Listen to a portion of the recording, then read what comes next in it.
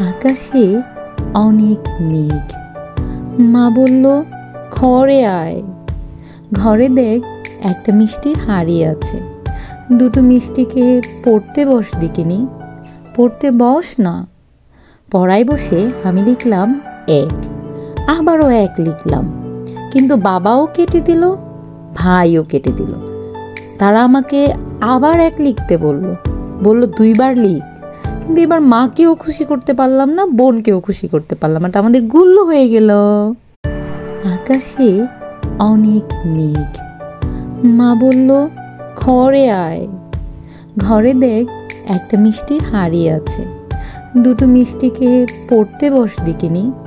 পড়তে বস না।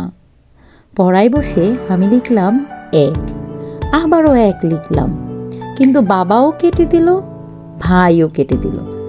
তারা আমাকে আবার এক লিখতে বলল দুইবার লিখ, কিন্তু এবার মাকেও খুশি করতে পারলাম না, বোনকেও খুশি করতে পারলাম না, আমাদের গুল্ল হয়ে গেল। আকাশে অনেক মেঘ। মা বলল, ঘরে আয়। ঘরে দেখ একটা মিষ্টির হাঁড়ি আছে। দুটো মিষ্টিকে পড়তে বস দিকিনি। পড়তে বস না।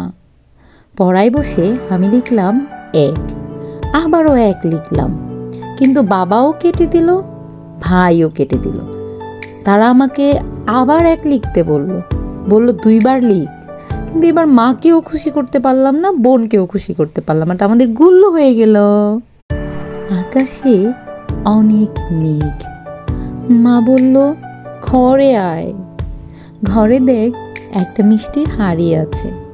দুটো মিষ্টিকে পড়তে বস দিকিনি। পড়তে বস না। পড়ায় বসে আমি লিখলাম এক, আবারও এক লিখলাম, কিন্তু বাবাও কেটে দিল, ভাইও কেটে দিল। তারা আমাকে আবার এক লিখতে বলল দুইবার লিখ, কিন্তু এবার মাকেও খুশি করতে পারলাম না, বোনকেও খুশি করতে পারলাম না, আমাদের গুল্ল হয়ে গেল। আকাশে অনেক মেঘ। মা বলল, ঘরে আয়। ঘরে দেখ একটা মিষ্টির হাঁড়ি আছে। দুটো মিষ্টিকে পড়তে বস দিকিনি। পড়তে বস না। পড়ায় বসে আমি লিখলাম এক, আবারও এক লিখলাম, কিন্তু বাবাও কেটে দিল, ভাইও কেটে দিল।